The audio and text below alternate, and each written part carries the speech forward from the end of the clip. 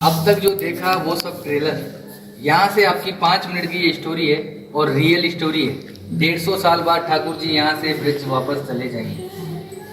आप अभी जहाँ पे खड़े हो, ये पहले सीहाड़ गांव था। नाथ द्वारा इनके आने से पड़ा। औरंगजेब का जब हमला हुआ, मथुरा वृंदावन गिरिराज जी वहाँ से ये पलायन करते करते इस गांव में आए। बीच में बहुत सारे गांव पड़े, किसी भी राजा ने इनको शरण नहीं दी क्योंकि सब औरंगजेब के अधीन हो गए थे। आपने बुक और पुस्तकों में पढ़ा है, मेवाड़ कभी किसी का गुलाम नहीं रहा है। यहाँ आते आते इस गांव में रथ का पहिया कीचड़ में फंस गया, ना तो आगे जाए ना पीछे जाए। ये है गंगाबाई जो श्री कृष्ण से रूबरू बात करती थी। पीछे हैं ब्रिजवासी, ये है पंडित दामोदर जी और ये मेवाड़ के राजा राज सिंह। यहाँ से 28 किलोमीटर दूर एकलिंग जी महादेव का मंदिर है। ये महादेव से डायरेक्ट बात करते थे, जैसे गंगाबाई श्री कृष्ण से बात करती थी वैसे ये महादेव से डायरेक्ट बात करते थे। जब इस गांव में रथ का पहिया कीचड़ में फंसा, गंगाबाई ने पूछा श्री कृष्ण से, क्या लीलाएं आपकी, ना तो रथ आगे जा रहा है ना पीछे जा रहा है। तो श्री कृष्ण जी ने जवाब दिया, मैं किसी के कारणवश यहाँ आया हूँ, यहाँ के राजा को बुलाया जाए और मेरे लिए मंदिर का निर्माण किया जाए। गंगाबाई ने ये बात पंडित दामोदर जी को बताई और पंडित दामोदर जी ने मेवाड़ के राजा राज सिंह को बुलाया और कहा कि हमारे प्रभु पधारे हैं, क्या इनको शरण मिल सकती है।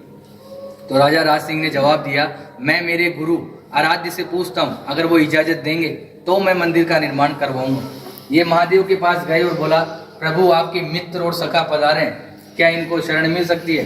तो भोलेनाथ ने एक सुंदर सा जवाब दिया, मेवाड़ की जनता अगर इसके नखरे उठा ले तो ही इसी को रोकना है, अन्यथा जाने देना है, क्योंकि ये अलग अलग श्रृंगार करता है, 8 समय की झांकियां लेता है और अलग अलग भोग लेता है। घूम फिर के ये बात गंगाबाई के पास आई और गंगाबाई ने श्री कृष्ण को बताया, प्रभु आपके लिए तो महादेव ऐसा ऐसा बोल रहे हैं। तो इन्होंने भी एक सुंदर सा जवाब दिया, वो है भोला, नाम से भी भोला है, काम से भी भोला है। उसको तो 2 रुपए की राख लगाकर बैठा दो तो बैठा रहेगा, मगर मेरे नखरे वो जानता है। मैं मेवाड़ की जनता को वचन देता हूँ, मैं यहाँ का जल भी ग्रहण नहीं करूँगा। आज भी जल यमुना नदी से आता है, गौशाला में रखाया जाता है। गौशाला से गागर भर के ग्वालपाल सुबह मंदिर में 4 बजे लेकर जाते हैं। यमुना जल का जो प्रसाद बनता है वही ठाकुर जी ग्रहण करते हैं। आप लोगों का जो प्रसाद होता है वो बाहर दिखाकर बाहर ही बांट दिया जाता है।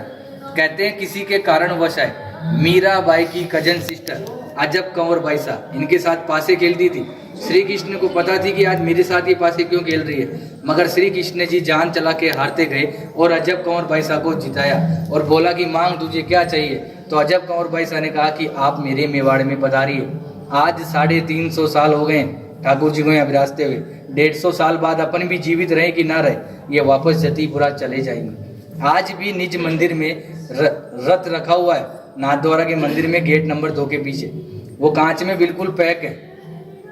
जब सुबह सुबह पुजारी झाड़ू निकालता है तो आज भी यमुना नदी का मिट्टी लगा हुआ रहता है। रोज मंगला से लेकर शयन तक ठाकुर जी यहाँ विराजते हैं। विराजने के बाद 7 साल का बालक है, माँ की याद आती है, जतीपुरा जाते हैं, माँ से मिलते हैं। माँ से मिलने के बाद निधि वन में रास नीलाए करके मंगला में वापस यहाँ आ जाते हैं। औरंगजेब एक बहाना था, ठाकुर जी को वचन निभाना था। ये जो पूरी लीला रची केवल अजब कंवर बाईसा के कारण।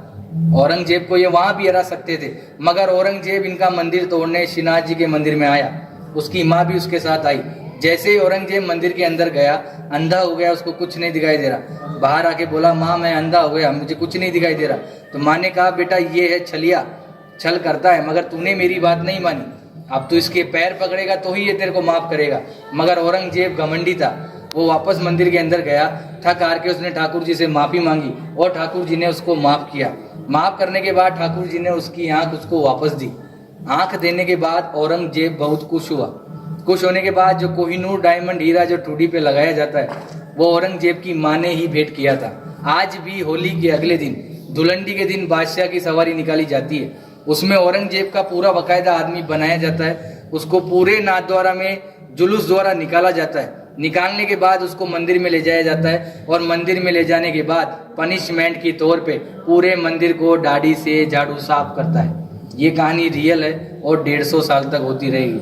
उसके बाद ठाकुर जी ब्रिज चले जाएंगे।